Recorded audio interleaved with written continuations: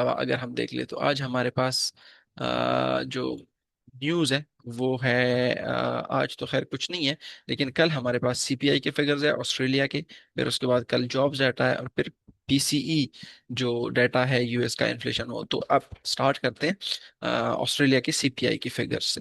अगर हम ऑस्ट्रेलिया में देख ले तो ऑस्ट्रेलियन डॉलर बहुत ज्यादा स्ट्रांग हो रहा है। अगर आप अगेंस्ट एयूडी एनजेडी देख ले, एयूडी यूएसडी के अगेंस्ट भी अगर आप देख ले, ठीक है, तो ये ऊपर की तरफ जा रहे हैं। ठीक है, एयूडी एनजेडी भी ऑल दो के भी थोड़ा बहुत नीचे आया है, लेकिन एयूडी एनजेडी भी अगर ओवरऑल डेली ट्रेंड में चले जाए तो देखिए ये ऊपर की तरफ जा रहा है। इसका सिंपल मतलब ये है कि इसमें पॉजिटिविटी बहुत ज्यादा प्राइस्ड इन हो चुकी है। ठीक है, तो मजीद इसको बाय करना थोड़ा रिस्की हो सकता है, क्योंकि आप मिसाल ले लें, किसी चीज की प्राइस बहुत ज्यादा ऊपर चली जाती है, 50 रुपए पे मिल रहा है और अभी 1000 पे मिलता है।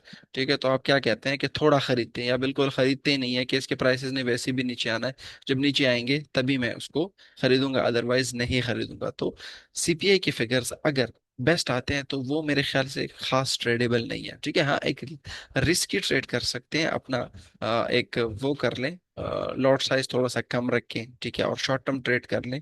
लेकिन बेस्ट अपॉर्चुनिटी यही होगी कि अगर सीपीआई के फिगर्स कम आ जाते हैं। फॉरेक्स फैक्ट्री में तो मेरे ख्याल से कुछ खास शो नहीं हो रहा, जो इन्फ्लेशन के फिगर्स हैं। लेकिन अगर हम एफएक्स ट्रेड की तरफ चले जाए तो यहाँ पे आपको देखने को मिलता है ट्रिम्ड मीन सीपीआई, क्योंकि रिजर्व बैंक ऑफ ऑस्ट्रेलिया का फोकस इस पे बहुत ज्यादा होता है। ठीक है, ये एक्सपेक्टेड है 3.4 प्रीवियस आया था, और अभी एक्सपेक्टेड है कि 3.5 आएगा।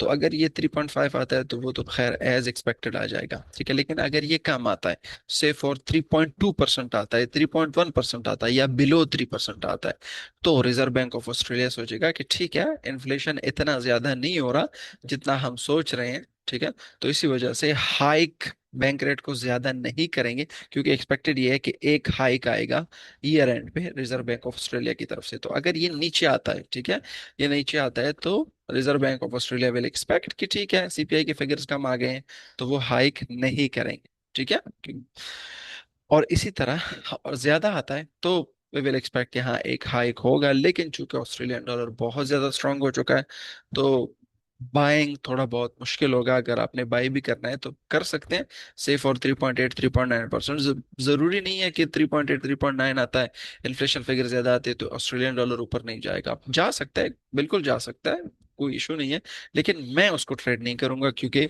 एक चीज जब बहुत ज्यादा ऊपर ऊपर चली जाती है तो फिर उसको हाई प्राइस पे बाय करने का जो तुक है वो नहीं बनता। ठीक है, हाँ, अगर सेल बनता है तो डेफिनेटली एक अच्छे प्राइस पे हमें सेल अपॉर्चुनिटी मिलती है तो डेफिनेटली हम उसको सेल करेंगे। ठीक है, 3.5 से अगर ये 3.2% बिलो 3%, तो वो तो फिर गोल्डन होगा।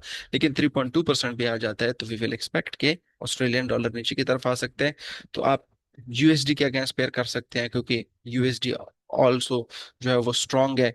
इन टर्म ऑफ फेड ने क्या कहा है कि हाइक्स आ सकते हैं। ठीक है, अगर यूएस का आप देख ले, एनएफपी स्ट्रांग आ रहा है, सीपीआई थोड़ा बहुत ज्यादा आ रहा है, तो इस वजह से हम एक्सपेक्ट कर सकते हैं कि जो फेडरल रिजर्व है वो एक्सपेक्ट करेगा कि वो हाइक आएगा। ठीक है, तो एयूडी यूएसडी में सेल साइड की तरफ अपॉर्चुनिटी आ सकती है। ठीक है, तो एयूडी यूएसडी में वो कर सकते हैं। ठीक है, इसी तरह एयूडी एनजेडी में भी आप कर सकते हैं। एयूडी एनजेडी भी एक, क्योंकि reserve bank of New Zealand expect कर रहे हैं कि रिजर्व बैंक ऑफ न्यूजीलैंड जो है वो हाइक करेगा 3 दफा। Australian dollar reserve bank of Australia hike नहीं करेगा, क्योंकि सीपीआई के फिगर्स कम आए हैं। तो एयूडी एनजेडी में भी एक एंट्री आपको देखने को मिल सकती है। हाँ, इसके साथ साथ फिर सीपीआई के फिगर्स अगर फॉर एग्जांपल बेस्ट खराब आती है और आपने एक ट्रेड ले लिया, तो उसके बाद एम्प्लॉयमेंट डाटा ने भी आना है ऑस्ट्रेलिया का। ठीक है, तो अगर ये आपके हक में आ जाते, फॉर एग्जांपल आपने ऑस्ट्रेलियन डॉलर सेल किया है, ठीक है, और ये भी खराब आ गया, तो ठीक है, कोई मसला नहीं है, ट्रेड को कैरी रखिए।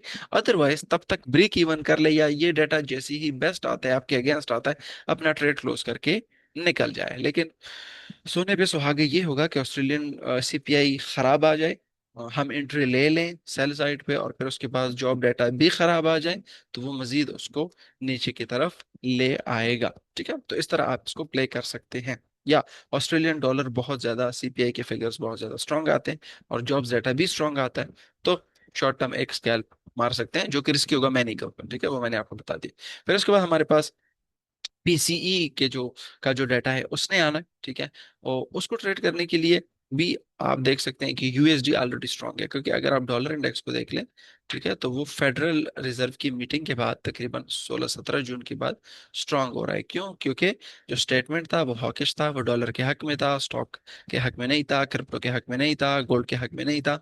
ठीक है, तो इसी वजह से जो डॉलर इंडेक्स है वो ऊपर की तरफ चला। तो अगर फॉर एग्जाम्पल पीसीई का डाटा बहुत ज्यादा बेस्ट आ जाता है, तो वी विल एक्सपेक्ट के जो डॉलर इंडेक्स है वो स्ट्रांग होगा। तो सिंपली आप यहाँ से डॉलर को बाय कर सकते हैं, अगेंस्ट जीबीपी भी कर सकते हैं, अगेंस्ट मेरे ख्याल से यूरो भी कर सकते हैं, और बेस्ट यही होगा यूएसडी कैड भी अगेंस्ट कर सकते हैं कि यूएसडी को बाय करते हैं, कैड को सेल करते हैं, क्योंकि जो पीसीई का डाटा है वो खराब है। ठीक है, तो ये सिंपली। अच्छा, फिर फ्राइडे को देखते हैं। फ्राइडे को कुछ खास डाटा नहीं है।